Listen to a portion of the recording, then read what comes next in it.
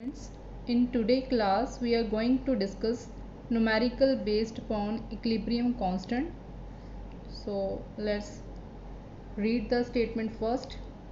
Calculate the equilibrium constant for the reaction at 298 Kelvin. Given that E naught value of silver is equal to 0.80 volt and E naught value of copper to positive copper is equal to 0.34 volt. So what we have to find? We have to find equilibrium constant. In our previous video we derived the relation between equilibrium constant and E naught cell. ਅਸੀਂ E naught cell and equilibrium constant ਦੇ ਵਿੱਚ relation find ਕੀਤਾ ਸੀ। ਉਹ relation C E naught cell is equal to 0.059 divided by n log Kc, or you can write log Kc is equal to Ne upon 0.059। ਇਹ ਵਾਲਾ formula use करके ਅਸੀਂ numerical find करांगे।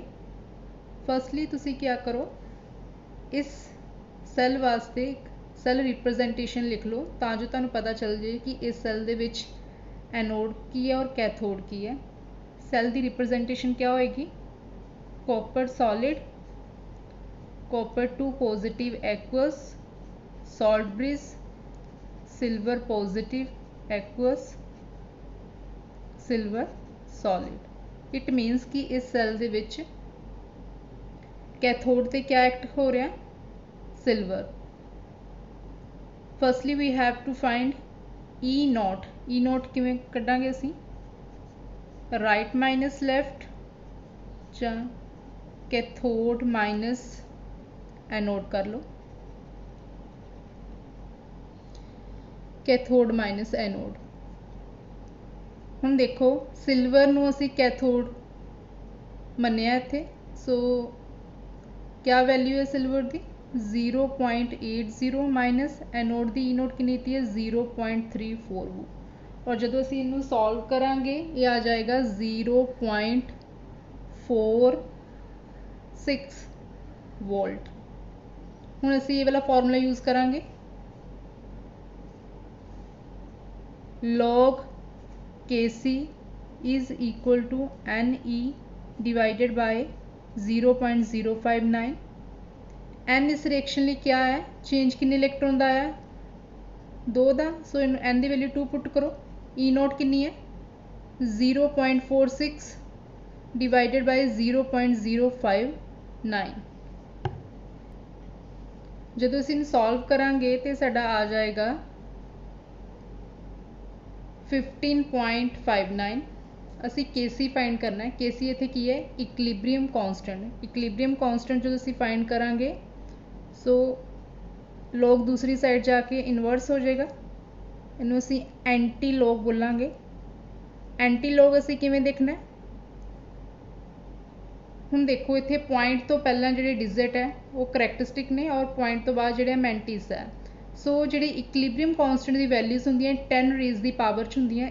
इस करके असी क्या करांगे, जिहड़े साडे करैक्टरिस्टिक है इनू 10 रेज़ की पावर बना 10 रेज़ की पावर च कन्वर्ट कर देंगे एंटी लॉग लिखन लग्या। सो असी की करना है 15 नू 10 रेज़ की पावर, क्योंकि जो असी करैक्टरिस्टिक लिखना है एंटी लॉग च वो किवें लिखदे हैं? 10 की पावर बना के। सो इनू 10 रेज़ की पावर बना दो। ये आ गया साडा 10 रेज़ की पावर 15। और असी 0.59 का एंटी लॉग देखांगे एंटी लॉग टेबल दे विचों, तो क्या आ जाएगा साडा 0.59 का जीरो तो देखांगे एंटी लॉग आ जाएगा 3.92। 3.92। सो ये आ गया साडा equilibrium constant. Let us discuss another example. Calculate the value of equilibrium constant for the following cell reaction 4 time Br negative plus O2 plus 4 time H positive gives 2 time Br2 plus 2 time water, और given क्या है E naught of the cell is equal to 0.16 volt. So what we have to find here? Equilibrium constant. So again ਅਸੀਂ ਇਕਲਿਬਰੀਅਮ constant ਦਾ formula ਲਗਾਵਾਂਗੇ ਇੱਥੇ। ਇਕਲਿਬਰੀਅਮ constant ਦਾ formula क्या आएगा? log Kc is equal to Ne divided by 0.059.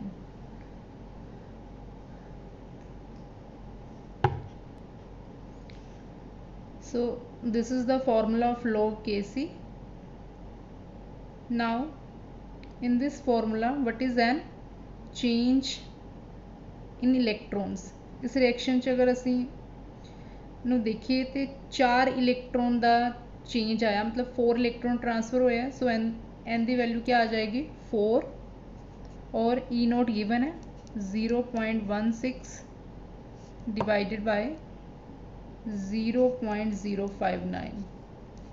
अगर असी इनू solve करांगे तो साडा आ जाएगा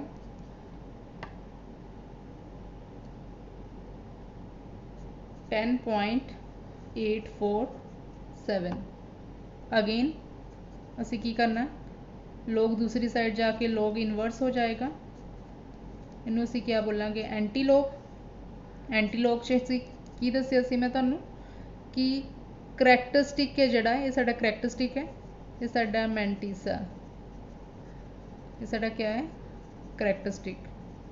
करैक्टरिस्टिक नू असी 10 रेज़ दी पावर दी फॉर्म च लिखना है, क्योंकि इक्विलिब्रियम कांस्टेंट दी वैल्यूज़ 10 रेज़ दी पावर च होणगियां। सो ये आ जाएगा साडा मल्टीप्लाई दा पहला निशान पा लो, मल्टीप्लाई 10 रेज़ दी पावर 10। अगर 15 हुंदा तो 15 आ जाना ही। सो इत्थे 10 है, सो 10 रेज़ दी पावर 10 ये साडा लिख लिया असी। ये करैक्टरिस्टिक खत्म हो गया। अगे असी दूसरा की काम करना है, 84 दा 7 ते एंटी लोग देखना है। 0.84 दा 7 ते असी एंटी लोग देखांगे। I will show you. ये बुक है एंटी लोगरिथम दी। सो देखो 0.84 दा असी 7 ते देखांगे। 7 वाली लाइन देखो, ये कितना आ गया? 7031। सो आंसर क्या आ गया? 7031। 7031। हुण देखो ये करैक्टरिस्टिक च किन्ने डिजिट है? 2 है। 2 विच 1 ऐड करके असी उन्ने पॉइंट छड्ड के डेसीमल लगाना है। सो कितना हो गया? 3 1 2 3। सो साडा पॉइंट इत्थे लग जाएगा। सो आंसर क्या आ गया? Kc is equal to 7.031 into 10 raise दी पावर 10। सो इस तरह से इक्विलिब्रियम कांस्टेंट के न्यूमेरिकल जिहड़े आ वो सॉल्व कर सकते हैं।